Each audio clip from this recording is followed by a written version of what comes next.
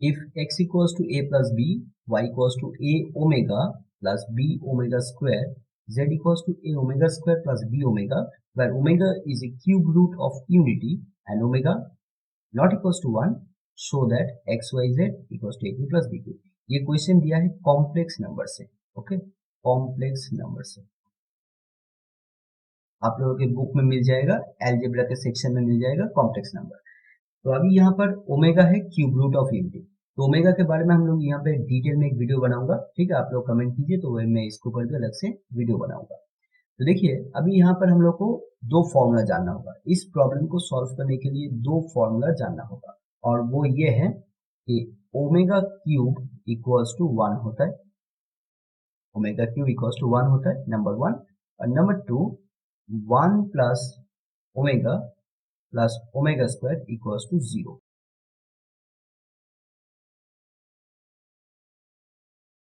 Then इसके बाद हम लोग को ये चीज प्रूफ करना है। तो सबसे पहले हम लोग जो चीज हम लोग को प्रूफ करना है, ये लेफ्ट हैंड साइड और ये राइट हैंड साइड, तो लेफ्ट हैंड साइड लिखेंगे, और साथ साथ यहाँ पर इस ये एल्जेब्रिक जो यहाँ पे एक्सप्रेशन देख रहे थे, इसका फिर फॉर्मूला हम लोग को जानना होगा। A cube plus B cube का क्या फॉर्मूला होता है, A plus B into A square minus A B plus B square. तो दैट मीन्स आप लोगों को लेफ्ट हैंड साइड से ये चीज प्रूव करना होगा, ओके।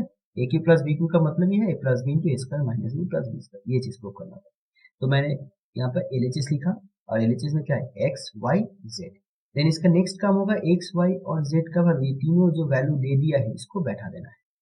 एक्स का वैल्यू क्या है, ए प्लस बी, बैठा दिया, इंटू वाई का value A omega plus B omega square, और देन उसके बाद जेड का value A omega square plus B omega.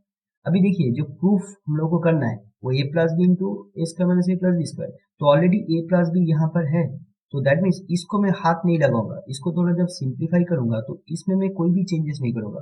तो इन दो टर्म का प्रोडक्ट में प्रोडक्ट करने के बाद मुझे ये चीज ले आना होगा, ये चीज, ओके, तब जाके ये चीज में कन्वर्ट हो जाएगा ए की प्लस बी क्यूब में। तो दैट मीन्स मैं अभी इन दोनों चीज को सिर्फ प्रोडक्ट करूंगा, मल्टीप्लाई करूंगा। तो यहाँ पर ए प्लस बी है वो एज इट इज रहेगा, हर बार हर एक स्टेप में एज इट इज रह जाएगा, एंड इसके बाद हम लोग प्रोडक्ट करेंगे ए ओमेगा इंटू ए ओमेगा स्क्वायर, कितना होगा, इसके साथ अगर इसको मल्टीप्लाई किया जाए तो कितना होगा, ए स्क्वायर ओमेगा क्यूब। फिर इसके बाद ए ओमेगा के साथ बी ओमेगा अगर मल्टीप्लाई किया जाए तो कितना होगा, ए बी ओमेगा स्क्वायर। उसी तरीके से हम लोग को अभी मल्टीप्लाई करना है बी ओमेगा से, ओके, तो बी ओमेगा स्क्वायर से। तो पहले बी ओमेगा स्क्वायर के साथ ए ओमेगा स्क्वायर, तो कितना होगा, a B omega to the power 4। Then इसके बाद बी ओमेगा स्क्वायर के साथ बी ओमेगा, तो कितना होगा, बी स्क्वायर ओमेगा क्यूब। अभी ये फॉर्मूला यूज करना है, ओमेगा क्यूब का वैल्यू कितना होता है, 1, तो यहाँ पर हम लोग 1 लिखेंगे, यहाँ पर 1 लिखेंगे, और इस ओमेगा टू द पावर 4 को ऐसे लिखेंगे, omega cube into omega, okay. तो ए प्लस बी, उसके बाद A square into 1 plus A B omega square plus A B omega cube into omega plus B square into 1, और यहाँ पर मैंने फॉर्मूला यूज किया तो वो लिख देंगे, since omega cube equals to 1। बहुत आसान है।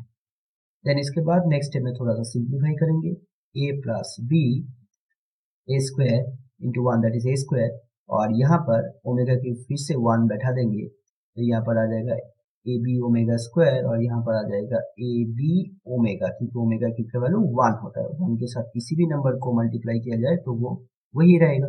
तो दैट मीन्स यहाँ पर कोई चेंजेस नहीं आएगा, सिर्फ ओमेगा क्यूब नहीं लिखना है, plus B square, okay. Next step में मैं यहाँ से इन दो टर्म में से ए बी को कॉमन लूंगा, ओके, ए बी कॉमन लूंगा। अब इससे होगा क्या, देखिए ये ए स्क्वायर, और यहाँ से मैं ए बी कॉमन लूंगा तो रहेगा कितना, ओमेगा स्क्वायर प्लस ओमेगा, तो यहाँ पर प्लस बी स्क्वायर।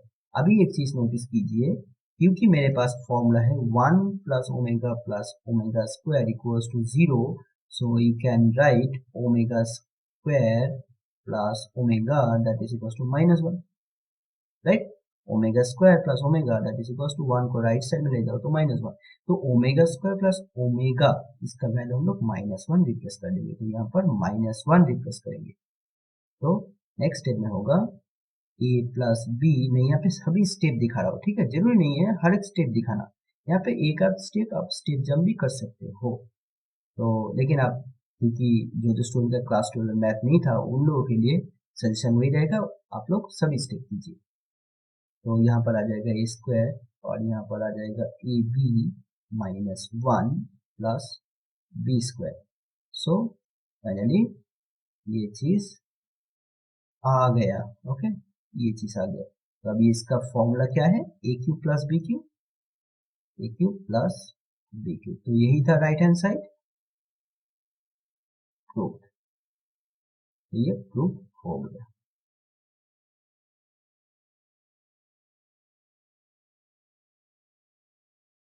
यहाँ पे हम लोगों को दिखाना है 1 1 1 1 डॉट डॉट डॉट डॉट 1, मतलब 91 टाइम्स 1। तो 91 टाइम्स ऐसे 1 लिखोगे तो ह्यूज नंबर आएगा, राइट, ह्यूज नंबर आएगा। तो वो नंबर हम लोग को दिखाना है क्या, is not a prime number, हम लोग को दिखाना है वो नंबर प्राइम नहीं है। अभी सबसे पहले जानना होगा प्राइम नंबर क्या होता है। प्राइम नंबर एक ऐसा नंबर होता है जो वो नंबर एंड 1 छोड़ के बाकी कोई भी नंबर से डिविजिबल नहीं होगा। जैसे 2 एक प्राइम नंबर है, क्योंकि 2 कौन सा नंबर से डिविजिबल है, 1 से डिविजिबल है और 2 से डिविजिबल है। जैसे 3 एक प्राइम नंबर है, क्यों है, क्योंकि 3 1 एंड 3 से डिविजिबल है। 5 प्राइम नंबर है क्योंकि 1 एंड 5 से डिविजिबल है। 11 प्राइम नंबर है क्योंकि 1 एंड 11 से डिविजिबल है। लेकिन 6 प्राइम नंबर नहीं है, क्योंकि 6 1 और 6 छोड़ के और भी नंबर से डिविजिबल है, जैसे 2, जैसे 3, ओके। 10 प्राइम नंबर नहीं है, क्योंकि 10 1 और 10 छोड़ के बाकी 2 है, 2 से डिविजिबल है, 5 से डिविजिबल है, ऐसे। तो ये 6 10 इस तरह का नंबर प्राइम नंबर नहीं है। अभी प्राइम नंबर नहीं है, इसको हम लोग कैसे प्रूफ करेंगे। देखिए, जो नंबर प्राइम नहीं है उसको हम लोग हमेशा इस तरह से लिख सकते हैं, not prime number. Not prime number उसको हम लोग इस तरह से लिखेंगे, m इंटू n, मतलब कोई भी नॉन प्राइम नंबर को हम लोग m इंटू n के फॉर्म में लिखेंगे, जहां पर m एंड n ये दोनों नंबर क्या होगा, इंटीजर होगा, ओके, दोनों नंबर इंटीजर होना चाहिए। और यहाँ पर m एंड n के ऊपर एक कंडीशन है, m और n ये दोनों का वैल्यू एक नहीं होगा, ओके, एक नहीं होगा, एक छोड़ के कोई भी आप इंटीजर ले लीजिए। तो ऐसे दो इंटीजर का प्रोडक्ट अगर कोई नंबर आ रहा है तो वो प्राइम नंबर नहीं है। जैसे 6 को मैं इस तरह से लिख सकता हूँ, 2 इंटू 3, 1 इंटू 6 भी लिख सकता हूँ, लेकिन हम लोग 1 नहीं लेंगे। m का जो वैल्यू होगा वो 1 नहीं होना चाहिए, n का भी वैल्यू जो होगा वो 1 नहीं होना चाहिए, मतलब 1 छोड़ के बाकी कोई भी नंबर का, कोई भी दो इंटीजर का प्रोडक्ट के फॉर्म में अगर कोई नंबर को लिखते हैं तो वो नंबर प्राइम नहीं होगा। तो जैसे 6 2 इंटू 3, तो दैट मीन्स 6 प्राइम नंबर नहीं है।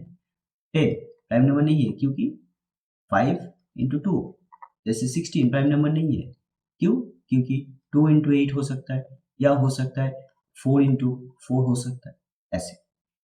तो अगर कोई नंबर प्राइम नहीं है, इसको हम लोग को प्रूफ करना है, तो वहां पर हम लोग को दिखाना होगा वो नंबर दो इंटीजर का प्रोडक्ट है, जहां पर इंटीजर का वैल्यू एक नहीं है। क्लियर है। तो हम लोग को 91 टाइम्स 1 लेके जो नंबर आएगा वो नंबर हम लोग को दिखाना है कि वो प्राइम नंबर नहीं है। तो इसके लिए हम लोग को ये जो 91 टाइम्स 1 लिख के जो नंबर आएगा उसको दिखाना है कि वो नंबर दो नंबर का प्रोडक्ट है और वो दो नंबर इंटीजर है, ठीक है। तो चलो इसको करते हैं। और इस प्रॉब्लम को करने से पहले आप लोगों को एक चीज मैं यहाँ पे सिखा दे रहा हूँ जो यहाँ पे यूज होगा, तो वो सबसे पहले आप जान लीजिए, ठीक है।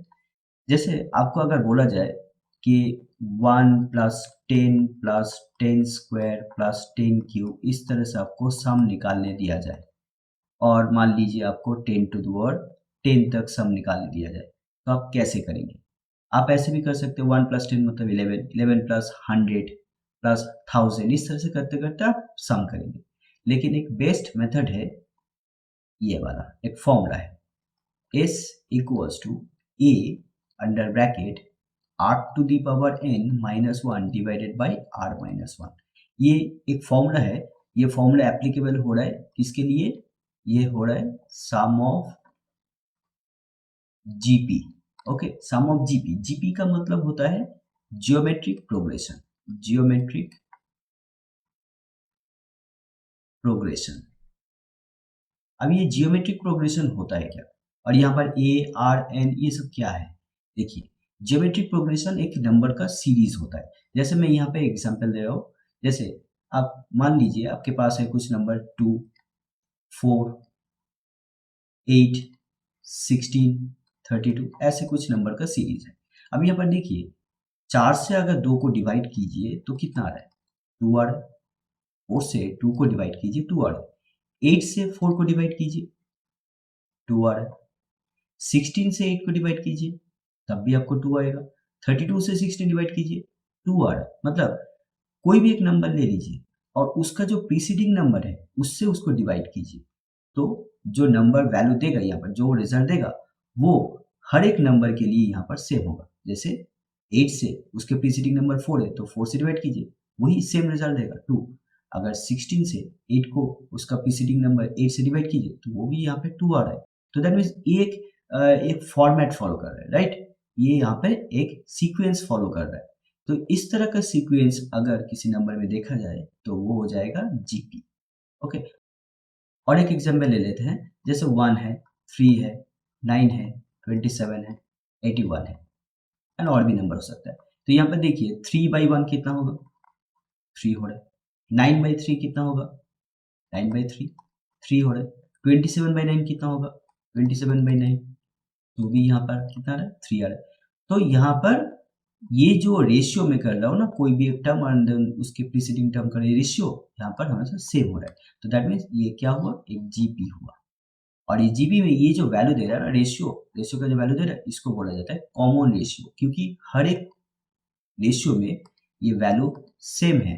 तो दैट मीन्स कॉमन हो गया, सब में कॉमन आ रहा है, तो दैट मीन्स ये हुआ कॉमन रेशियो। इस कॉमन रेशियो का हम लोग सिंबलाइज करते हैं आर से। तो यहाँ पर आर क्या है, जीपी सीरीज का कॉमन रेशियो। और ए क्या है, फर्स्ट टर्म। जीपी सीरीज में जो भी नंबर रहेगा उसमें फर्स्ट जो नंबर होगा वही होगा ए। जैसे 1, 3, 9, 27, 81, इस सीक्वेंस में फर्स्ट टर्म क्या है, 1 है। 2, 4, 8, 16, 32, इस सीक्वेंस में फर्स्ट नंबर क्या है, फर्स्ट टर्म क्या है, 2 है। तो ये हुआ ए, और यहाँ पे आर का वैल्यू कितना है, 2 है। क्लियर है। तो अभी यहाँ पर देखिए 1, 10, 10 स्क्वायर, 10 क्यूब, ये भी एक जीपी में आ रहा है। देखो देखिए 10/1 कितना होता है, 10/1 10 होता है।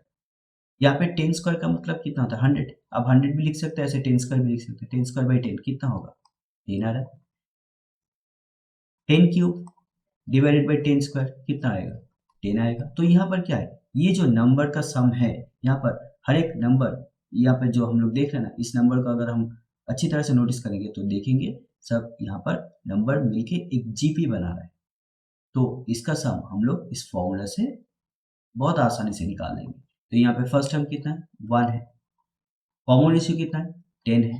तो दैट मीन आर का वैल्यू 10 होगा। और यहाँ पे एन कितना है, नंबर ऑफ टर्म कितना है, देखिए first term, second term, third term में पावर 2 है, फोर्थ टर्म में पावर 3 है, फिफ्थ टर्म में पावर 4 होगा, फिफ्थ टर्म में पावर 4। तो 10 पावर का मतलब ऑब्वियसली ये 11th टर्म होगा। ओके, फिर से बोलो, फर्स्ट टर्म 1 है, सेकेंड टर्म में यहाँ पे 10 का पावर 1 है, थर्ड टर्म में 10 का पावर 2 है, फोर्थ टर्म में 10 का पावर 3 है। तो 11th टर्म में 10th का पावर 10 होगा, दैट मीन्स यहाँ पे 11th टर्म है, 11 यहाँ पे टर्म होगा। ओके, तो 11 टर्म है, तो यहाँ पे n का वैल्यू 11 है, -1 डिवाइडेड बाई r -1। तो ये हुआ इसका सम। अगर करेंगे तो ऐसे आएगा 10 to power 11 -1 divided by 9। Okay, इसको अगर ऑपरेट करेंगे तो आ जाएगा, इसको थोड़ा सा सिंप्लीफाई करेंगे तो वैल्यू हम लोग को मिल जाएगा। तो जस्ट मैं यहाँ पे फॉर्मूला दिखा दिया किस तरह से हम लोग इस तरह का जीपी सीरीज का फॉर्मूला यूज करके सम निकाल लेंगे। ओके, आई थिंक ये क्लियर है।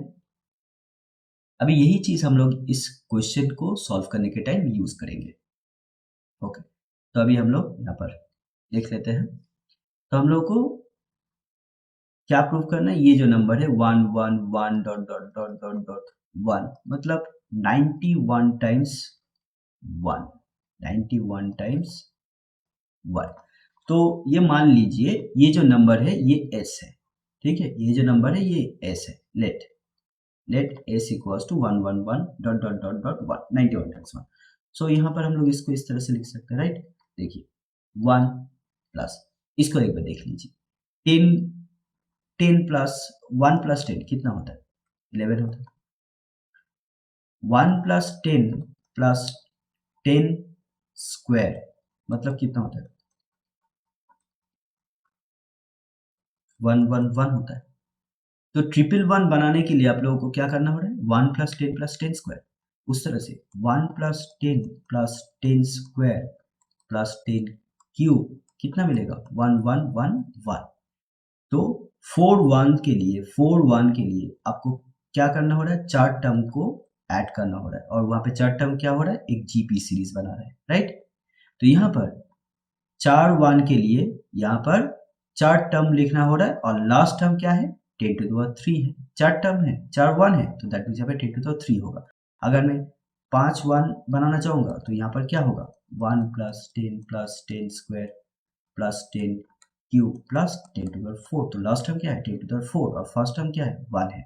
ऐसे अगर 5 1 लिखना चाहूंगा तो ओके। तो यहाँ पर 91 टाइम्स 1 है, तो कैसे होगा, 1 plus 10 square plus 10 cube and so on, इस तरह से। लास्ट टर्म क्या होगा, क्योंकि 91 टाइम्स 1 है तो ऑब्वियसली 10 का पावर 90 होगा। जैसे यहाँ पे 5 1 है, लेकिन last term 10 to the power 4 है, एक कम है, ठीक है, 5 1 तो यहाँ पे 4 है, 4 1 यहाँ पर 10 का पावर 3 है, 3 1 है यहाँ पर तो 10 का पावर 2, ये लास्ट टर्म है। तो 91 टाइम्स 1 तो लास्ट टर्म में 10 का पावर 90 होगा।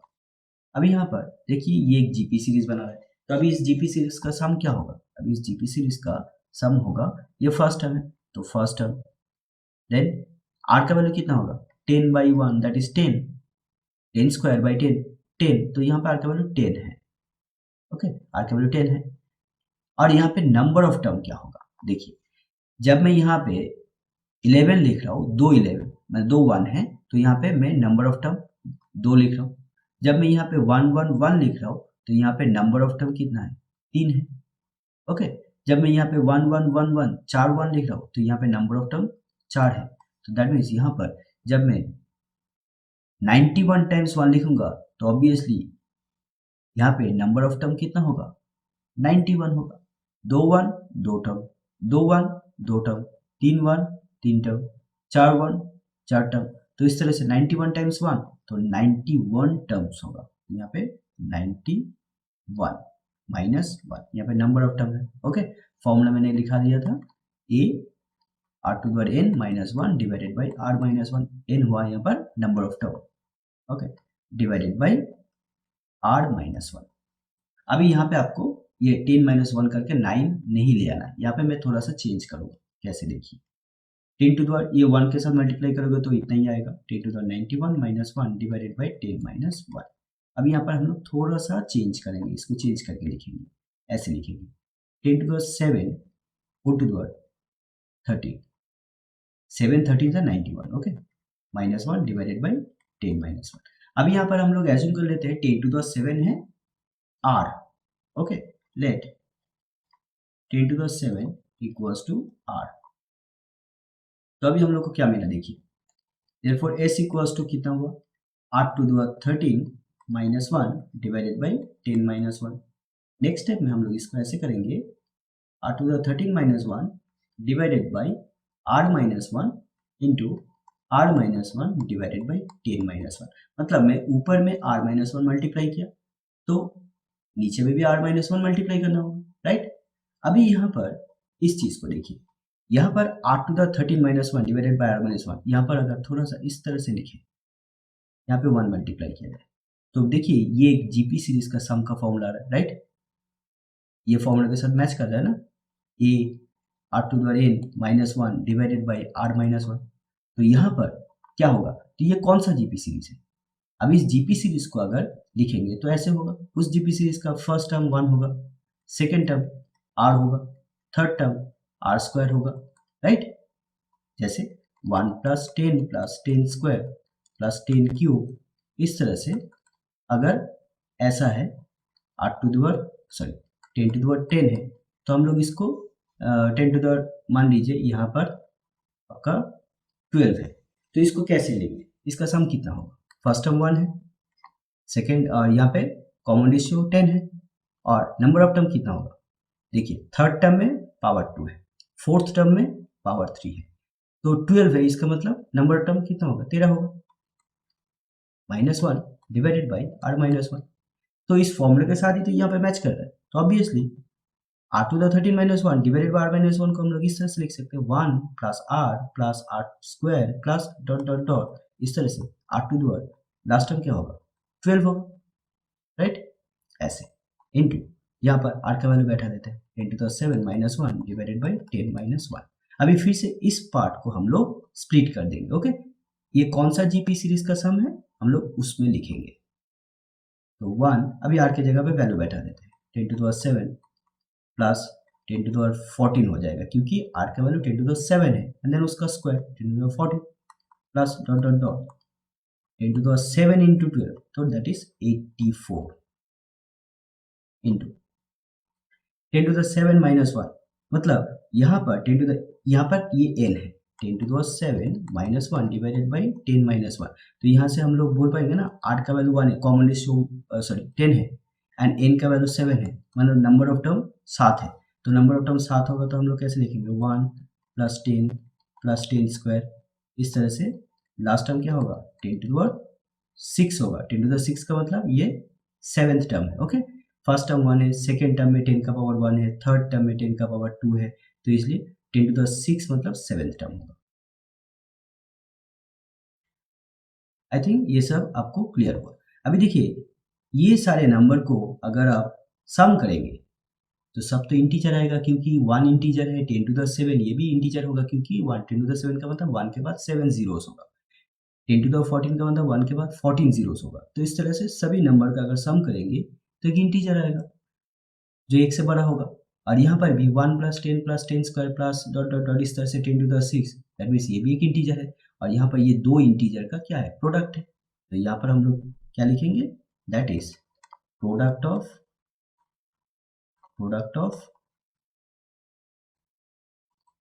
टू इंटीजर्स, और वो इंटीजर्स क्या है मोर देन 1 है, ओके, दो इंटीजर है, तो दैट मीन्स ये क्या हुआ, प्रूफ हो गया कि 111 इस तरह से 91 टाइम्स वाला जो 1 है नंबर वो प्राइम नहीं है, hence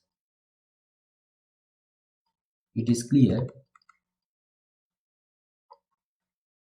that 111 dot dot dot dot 1 91 times is not a prime number. Proved. I think मेरा सोल्यूशन आप लोगों को समझ में आया। अगर मेरा सोल्यूशन अच्छा लगे तो लाइक कीजिए, कमेंट कीजिए, एंड फ्रेंड्स के साथ इस वीडियो को शेयर भी कीजिए।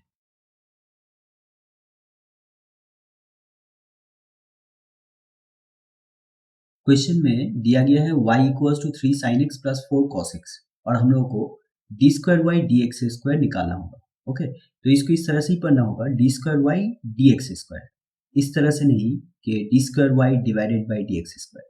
तो इसका मीनिंग क्या है, इसका मीनिंग है डबल डेरिवेटिव या सेकेंड ऑर्डर डेरिवेटिव, ओके।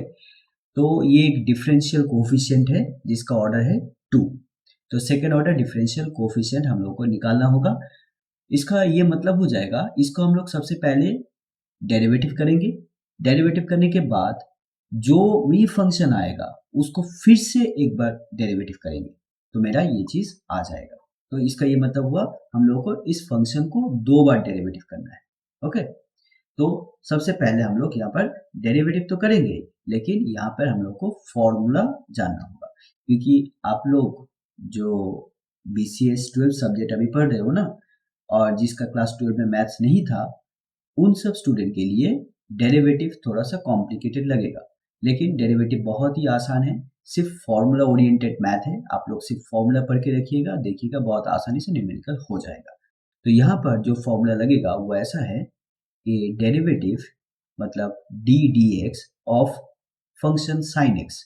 अगर मैं साइन एक्स फंक्शन का डेरिवेटिव करूंगा एक्स के रिस्पेक्ट में तो ये आ जाएगा कॉस एक्स, और ये पहला फॉर्मूला, और दूसरा फॉर्मूला होगा D D x of cos x, मतलब कॉस एक्स का डेरिवेटिव कितना होगा माइनस साइन एक्स, एंड साथ साथ और एक फॉर्मूला मैं यहाँ पे लिखा दूंगा D D x of A x. X का मतलब ए यहाँ पर कोई भी कांस्टेंट जैसे 5, 4, जैसे यहाँ पर 4, ठीक है, तो 4 ऑफ कॉस एक्स। तो इस कॉस एक्स को मान लीजिए एक्स, मैंने जैसे यहाँ पे एक्स लिखा तो इसको एक्स के हिसाब से ट्रीट कीजिए। तो इसका फॉर्मूला में क्या होगा, ए बाहर आ जाएगा डेरिवेटिव के बाहर, एंड देन इसके बाद एक्स का डेरिवेटिव होगा। अब एक्स का डेरिवेटिव 1 होता है, मैं यहाँ पे नहीं लिखूंगा, मुझे सिर्फ ये फॉर्मूला में ये दिखाना था क्या कि कोई भी एक वेरिएबल के साथ अगर कोई कांस्टेंट है तो डेरिवेटिव में बाहर आ जाता है, मतलब इस कांस्टेंट का डेरिवेटिव नहीं होता है। ओके, तो अभी यहाँ पे हम लोग डेरिवेटिव करेंगे। तो यहाँ पे लिखेंगे जो दिया है उस फंक्शन को लिख लेंगे y equals to 3 sin x plus 4 cos x। अभी हम लोग लिखेंगे differentiate with respect to x we have, तो y को डिफरेंशिएट कर रहे x के रिस्पेक्ट में, तो कैसे लिखेंगे d dx of y that is equals to, इस तरफ भी x के रिस्पेक्ट में डेरिवेटिव करेंगे 3 sin x plus 4 cos x। Then इसके बाद y को अगर डिफरेंशिएट करेंगे तो वो ऐसे लिखना है dy dx। अब यहाँ पर दो डिफरेंट फंक्शन है, डेरिवेटिव में क्या होता है फंक्शन को हम लोग अलग अलग से डेरिवेटिव कर सकते हैं, तो ये भी डिफरेंशिएशन का एक प्रॉपर्टी है। तो हम लोग यहाँ पर अलग अलग से डिफरेंशिएट करेंगे D D x of 3 sin x plus D D x of 4 cos x। जिसको डेरिवेटिव आता है वो तो इतना स्टेप नहीं करेगा, वो डायरेक्टली यहाँ पर कर देगा, ठीक है, ये स्टेप वो लिखेगा नहीं। लेकिन जिसके नहीं है, क्लास 2 में मैथ नहीं था, डेरिवेटिव नहीं जानते हो, तो उसके लिए ये सभी स्टेप करना जरूरी है। अभी हम लोग यहाँ पर प्रॉपर्टी यूज करेंगे, तो 3 कांस्टेंट है तो ये बाहर आ जाएगा, देन उसके बाद D D x of sine x plus 4 constant है वो बाहर आ जाएगा D D x of cos x. अभी हम लोग फॉर्मूला यहाँ पर अप्लाई करेंगे, साइन एक्स का डेरिवेटिव क्या होता है कॉस एक्स, तो 3 cos x, और cos x का डेरिवेटिव होता है minus sine x. Okay, cos x का डेरिवेटिव क्या होता है माइनस साइन एक्स, तो यहाँ पर कितना हो जाएगा, यहाँ पर आ जाएगा माइनस, और माइनस के साथ प्लस मल्टीप्लाई करोगे तो माइनस होगा, तो माइनस 4 साइन एक्स। तो ये मेरा आ गया dy dx। अभी फिर से इस फंक्शन को हम लोग डिफरेंशिएट करेंगे। So now again differentiating with respect to x we have, तो dy dx को डिफरेंशिएट करेंगे तो d dx of dy dx, इसको डिफरेंशिएट कर रहे हैं x के रिस्पेक्ट में, तो राइट साइड में भी हम लोग को डिफरेंशिएट करना है, और मैं यहाँ पे डायरेक्ट लिख रहा हूँ अभी 3 cos x minus d dx of 4 sin x, मतलब इस फंक्शन को अलग अलग से मैं डिफरेंशिएट कर रहा हूँ। ओके, एक बार में मैं यहाँ पे लिख दिया। अब यहाँ पर देखिए d और d मिलके कितना होगा d स्क्वायर होगा, d स्क्वायर y, और dx dx मतलब dx स्क्वायर होगा, तो d square y dx square equals to, अभी 3 कांस्टेंट है बाहर आ गया d dx of cos x minus 4 constant है बाहर आ गया d dx of sin x। Then इसके बाद cos x का डेरिवेटिव कितना होगा माइनस sin x, तो वो माइनस बाहर आ जाएगा, मतलब सबसे पहले लिखेंगे तो 3 ऑफ sin x, और यहाँ पर sin x का डेरिवेटिव कितना होता है cos x, तो ये क्या आ जाएगा माइनस 4 cos x। अभी अगर बहुत ध्यान से देखिए यहाँ पे अगर मैं माइनस कॉमन लेता हूँ तो क्या रहेगा 3 sin x plus 4 cos x। अभी कुछ दिख रहा है यहाँ पर क्या होगा 3 sin x plus 4 cos x। देखिए मैथ में जो मेन फंक्शन दिया गया था 3 sin x plus 4 cos x, इसका एक्चुअल वैल्यू क्या है, y है ना, तो that means 3 sin x plus 4 cos x की जगह पर मैं y लिख सकता हूँ। ओके, तो मैं यहाँ पर y रिप्लेस कर दूंगा, 3 sin x plus 4 cos x की जगह पर y। क्यों, यहाँ पर रीजन देना है, since y equals to 3 sin x plus 4 cos x, तो मेरा आंसर क्या आया, d square y d x square, इसका वैल्यू कितना आया, नेगेटिव ऑफ y। ओके, तो यही हुआ इसका आंसर। इजी था ना, बहुत ही इजी।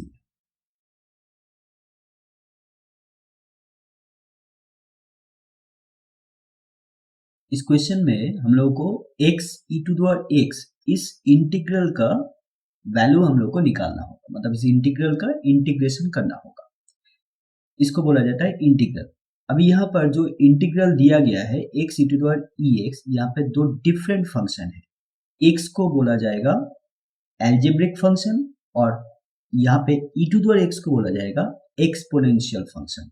यहाँ पे x क्या है, एल्जेब्रिक फंक्शन, एल्जेब्रिक फंक्शन, और e to the power x क्या है यहाँ पर, एक्सपोनेंशियल फंक्शन, एक्सपोनेंशियल फंक्शन। अब यहाँ पर दो डिफरेंट टाइप का फंक्शन का प्रोडक्ट है। इस तरह का इंटीग्रल का इंटीग्रेशन करने के लिए हम लोगों को जो मेथड यूज करना होगा वो बाई पार्ट्स बोला जाता है, बाई पार्ट्स। ओके,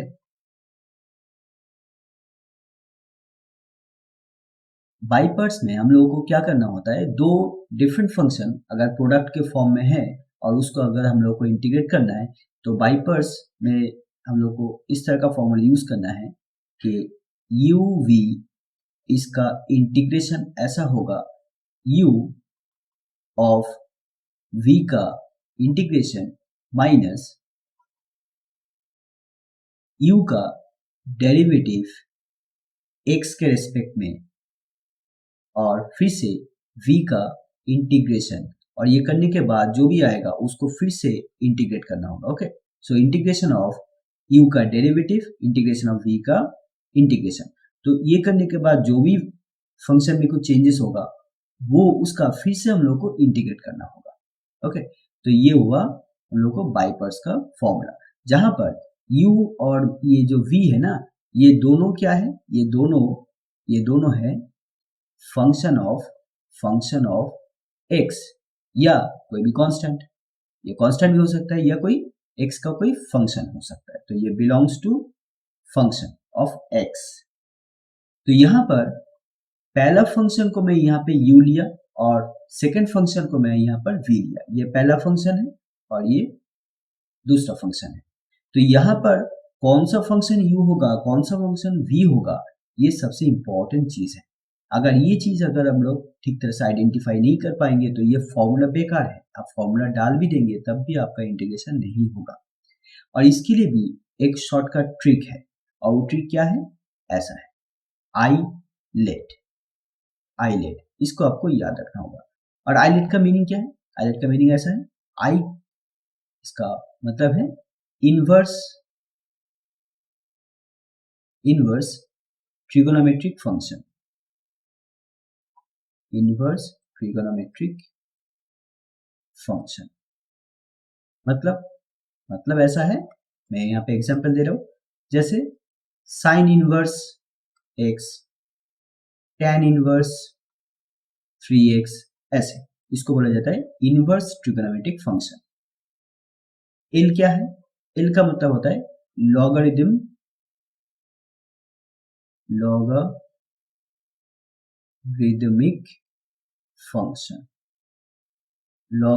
फंक्शन, मतलब इसका एग्जांपल ऐसा होगा, जैसा log 2x, जैसा है 3 log x, तो ये सभी क्या है, लॉगरिदमिक फंक्शन। तो एल का मतलब लॉगरिदमिक फंक्शन होगा।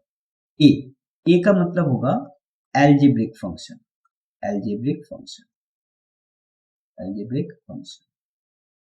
अब एल्जेब्रिक फंक्शन इसका मतलब क्या है, एग्जांपल ऐसे, जैसे 2x प्लस 3, जैसे 5x स्क्वायर ऐसे, ठीक है। तो ये सभी क्या है, एल्जेब्रिक फंक्शन। अभी t का मतलब ट्रिगोनोमेट्रिक फंक्शन है, ट्रिगोनोमेट्रिक फंक्शन, ट्रिगोनोमेट्रिक फंक्शन,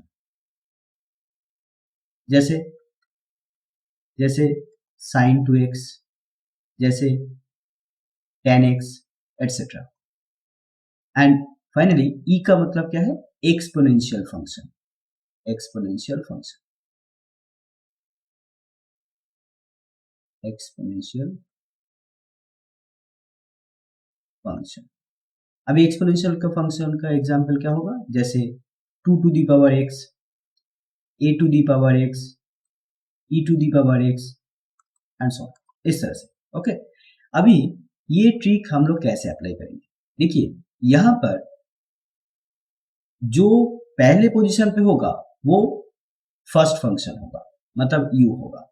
जो उसके बाद में होगा वो सेकंड फंक्शन होगा, मतलब v होगा। यहाँ पर इस क्वेश्चन के अकॉर्डिंग क्या दिया गया है, हम लोग यहाँ पे i एज्यूम कर लेते हैं, इस इंटीग्रेशन को i मान लेते हैं, x e to the power x dx। अभी यहाँ पर एल्जेब्रिक फंक्शन है, एल्जेब्रिक फंक्शन है और एक्सपोनेंशियल फंक्शन है। अभी क्योंकि एक्सपोनेंशियल फंक्शन सबसे लास्ट पोजीशन पे है, तो ऑब्वियसली एक्सपोनेंशियल फंक्शन क्या होगा, v होगा। और एल्जेब्रिक फंक्शन एक्सपोनेंशियल फंक्शन से पहले है, तो ऑब्वियसली एल्जेब्रिक फंक्शन को u एज्यूम करना होगा। ओके, तो ये जो x है वो एल्जेब्रिक फंक्शन है, तो इसको हमको मानना होगा, मानना क्या होगा, u। और ये एक्सपोनेंशियल फंक्शन है, इसलिए इसको मानना होगा v। तो u मिल गया, v मिल गया। अभी हम यहाँ पे क्या करेंगे, फॉर्मूला अप्लाई करेंगे। तो फॉर्मूला क्या हो रहा है, u मतलब x बाहर रहेगा, इंटीग्रेशन किसका होगा, v dx, मतलब सेकंड फंक्शन का इंटीग्रेशन होगा। तो सेकंड फंक्शन मतलब यहाँ पर e to the power x, इसका इंटीग्रेशन होगा, माइनस, उसके बाद एक बड़ा सा इंटीग्रेशन सिंबल देंगे, देन ब्रैकेट देंगे, ब्रैकेट के अंदर डेरिवेटिव करेंगे किसका, फर्स्ट फंक्शन का, मतलब x का। फिर से इंटीग्रेशन होगा e टू द x, मतलब सेकंड फंक्शन का ही इंटीग्रेशन होगा, e to the x dx, bracket close and फिर से dx। ये ब्रैकेट क्लोज का मतलब इसको हम लोग पहले ऑपरेट करेंगे, देन इसमें जो भी वैल्यू होगा उसको फिर से इंटीग्रेट करेंगे। ओके, अभी यहाँ पर इंटीग्रेशन का फॉर्मूला और डेरिवेटिव का फॉर्मूला यहाँ पे लगेगा। अभी देखिए e to the power x का integration e to the power x होता है, ये एक फॉर्मूला है, यहाँ पे फॉर्मूला लिखा देता हूँ। Formula e to the power x का इंटीग्रेशन होगा e to the power x plus एक कांस्टेंट। ओके, ये कांस्टेंट हम लोग को लिखना होता है, क्योंकि ये इनडेफिनिट इंटीग्रल होता है, तो हम लोग को एक कांस्टेंट ऑफ इंटीग्रेशन लिखना होता है। तो ये e टू द x का इंटीग्रेशन कितना होगा, e टू द x होगा। यहाँ पर यही फॉर्मूला लगेगा और साथ साथ यहाँ पर डेरिवेटिव का फॉर्मूला है, तो डेरिवेटिव x के रेस्पेक्ट में x का डेरिवेटिव का फॉर्मूला होगा 1। तो ये फॉर्मूला हम लोग यहाँ पर यूज करेंगे।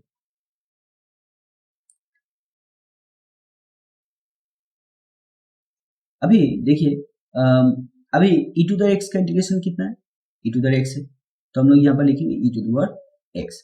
और यहाँ पे जो कांस्टेंट है वो कांस्टेंट नहीं लिखेंगे, सभी इंटीग्रेशन करने के बाद एक ही कांस्टेंट लिखेंगे और वो हो जाएगा c।